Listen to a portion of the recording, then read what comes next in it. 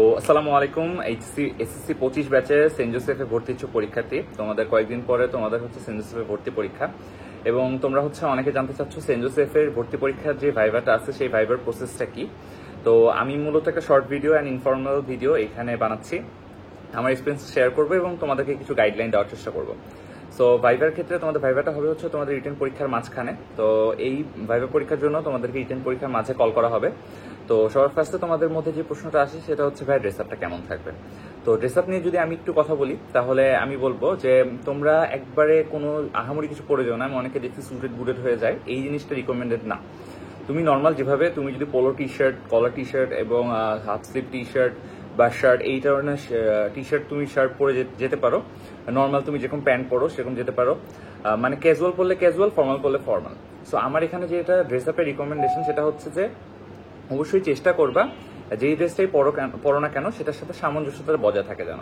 মানে তুমি এখন ফর্মাল পরছো, ফর্মাল পরার পরে তুমি হাতটা যেন কখনোই না গোটাও, এবং হাতটা ফোল্ড করা একটু রিকমেন্ডেড না। বিকজ আমাদের যেই কলেজে ইউনিফর্ম সেখানে তো যেই আমাদের ড্রেস কোড সেটা হচ্ছে বলা যায় ফর্মাল, বিকজ আমাদের একটা সাদা শার্ট সেটা টাকিং করে পড়তে হয়। তো আমি রিকমেন্ড করছি যে একটা শার্ট পরো যেটা ইন করে যাও এবং হাতটা ফোল্ড না করে হাতটা সম্পূর্ণ রাখো। তো এটা হচ্ছে ড্রেস আপের ক্ষেত্রে আমি বললাম। এটা কেন বলতেছি, বিকজ এটা যেহেতু আমাদের ইউনিফর্মের সাথে অনেকটা যায়, সো এইভাবে গেলে অনেকটা আই গেস স্যারদের কাছে ভালো ব্যাপারটা। সেকেন্ড কথা হচ্ছে সেখানে ডাকার পরে তোমার প্রথম কাজ সেখানে দাঁড়ায় সালাম দিবা। তোমার সামনে একটা চেয়ার থাকবে বসার জন্য। তারপরে তোমাকে ওরা হচ্ছে সালাম দেওয়ার পরে বসার জন্য বলবে, বসার জন্য বলার পরে দেন বসবা অ্যান্ড থ্যাঙ্কস জানাবা। বসার পরে অবশ্যই তোমার ফাইলগুলো থাকবে এবং সেগুলো নিয়ে তোমার হাঁটুর উপরে রাখবা, নট আগেই তাদেরকে হ্যান্ড ওভার করে দিবা। সো হাঁটুর উপরে রাখার পরে তোমার কাজ হচ্ছে তারপর জিজ্ঞেস করবে 2 জন বা 3 জন এরকম থাকে, 2-3 জন ভাইবার বোর্ডে থাকে স্যাররা। তো এখানে স্যাররা প্রথমে তোমার নাম বা কোন স্কুল কলেজ এগুলো তোমার ইয়াতে অনেকটা দেখতে পারবে, তোমার অ্যাপ্লিকেশন ফর্মে অনেক কিছু লেখা আছে, এগুলো সে দেখতে পারবে। বিকজ তোমাকে চেয়ে নিবে এক সময় তোমার কাছ থেকে তোমার ফাইলগুলো। তো এখন এই ফাইলের মধ্যে এক্সট্রা কারিকুলার অ্যাক্টিভিটিস সার্টিফিকেট এগুলো অনেকে জিজ্ঞেস করে যে ভাই এগুলো না থাকলে কি চান্স হবে না নাকি। আমার একটাও এক্সট্রা কারিকুলার অ্যাক্টিভিটিসের কোনো সার্টিফিকেট বা কোনো কিছু ছিল না, সেগুলো কোনো একটা ম্যাটার করে না।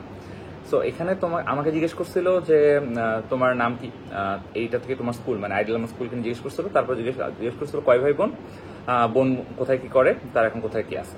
জাস্ট আমি এতটুকু উত্তর দিছিলাম। এখন অনেকের ক্ষেত্রে প্রশ্ন করে, বিভিন্ন একাডেমিক প্রশ্ন করে ফেলতে পারে। এখন তোমাদের ভয় এই জায়গাটাতে, ভাই কি পড়ে যেতে হবে ভাইবার জন্য। এখন একটা কথা বলি ভাই, ভাইভাতে কখনো তুমি একাডেমিক প্রশ্ন পারতেছো না বা পারতেছো কি না সেই জিনিসে মেনলি তোমাকে আটকায় না, যে তুমি না পারলে তোমাকে নিবে না। এখানে আটকায় তুমি একটা জিনিস পারলে কিভাবে অ্যান্সার দিচ্ছ, না পারলে কিভাবে সেটাকে না বলছো, তোমার না বলার ধরনটা কেমন, তোমার কথা বলার স্টাইলটা কেমন, এই জিনিসগুলো মেইনলি ভাইভাতে দেখে। সো তুমি যখন ভাইভাতে পারবা না তখন তোমার উত্তরটা হওয়া উচিত এমন, স্যার আমার উত্তরটা এই মুহূর্তে মনে পড়ছে না, বা স্যার আমার উত্তরটা আমার জানা নাই, বাট তুমি যদি বলো জানি না স্যার, এরকম ধরনের কথা, এই ধরনের রিপ্লাই দিবা না। চেষ্টা করবা তোমার উত্তরটা যেন পোলাইট হয়।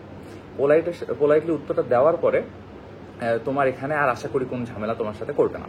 অ্যান্ড একাডেমিকে নর্মাল যা পড়ে গেছো ভাই, এর চেয়ে বেশি কিছু ভাইবের জন্য পড়ে যাওয়া লাগবে না। তারপরে একটা প্রশ্ন, তারপরে যে বিভিন্ন ধরনের প্রশ্ন জিজ্ঞেস করবে তোমার নর্মাল লাইফ থেকে। যেমন আমাদের অনেকে জিজ্ঞেস করছে একটা ট্রিকি কোশ্চেন, সেটা হচ্ছে যে সেন্ট জোসেফ আর নটর ডেম দুটোর মধ্যে চান্স পেলে কোনটাতে পড়বা। তুমি ডিরেক্ট বললা যে তুমি যদি এখন বলো, মানে এটা জানি না এটা আসলে কোন অ্যান্সারটা ওরা বেশি প্রেফারেবল মনে করে, বাট আমার মতে এখন তুমি ডিরেক্ট বলে দাও যে নটরডেমে পড়বো, নটরডেম বেস্ট, এরকম ধরনের উত্তর আমি হলে উত্তরটা দিতাম এভাবে যে স্যার নটরডেমে পড়বো, বিকজ নটরডেমটা হচ্ছে আমার বাসা থেকে কাছে, সেন্ট জোসেফের তুলনায় নটরডেমটা বাসা থেকে কাছে, যাতায়াতে কম সময় লাগবে, এই জন্য নটরডেমটা চুজ করবো। এই জিনিসটা তোমারও করা উচিত, যে কোনো জিনিসকে এমনভাবে রিপ্রেজেন্ট করবা বা এমনভাবে না বলবা যেন সেই জিনিসটাকে নেগেটিভ না শোনায়। হ্যাঁ, সেই জিনিসটা তোমার প্রেফারেবল, তাই তুমি ওটা চুজ করতেছো, নট লাইক স্যার এটা তো কোনো দামই নাই আর নটরডেম বেস্ট এই জন্য আমি ওটাতে যাবো। সো তোমার কথার ভঙ্গি সকল কিছু তারা দেখবে, তোমার ব্যবহার, তোমার আদব কায়দা, এই জিনিসগুলো দেখার জন্য মেইনলি ভাইবা, নট যে তুমি একাডেমিকে কত পারো বা তুমি তোমার একাডেমিকে খুবই অনেক অনেক ভালো এক্সট্রা কারিকুলার অ্যাক্টিভিটি সার্টিফিকেট আছে, এগুলো কোনো কিছুই দেখবে না।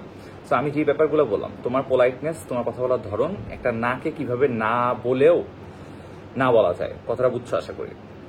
অনেকে আছে তোমাকে দেখবা খুব সুন্দর মতো না বলে দেয়, বাট সে তোমাকে কোনো প্রকার হার্ট করছে না বা কথার মধ্যে তোমাকে কোনো অ্যাটাক করছে না। এই ধরনের বিহেভিয়ার তোমার মধ্যে রেখে তুমি ভাইভাটা শেষ করার চেষ্টা করবা।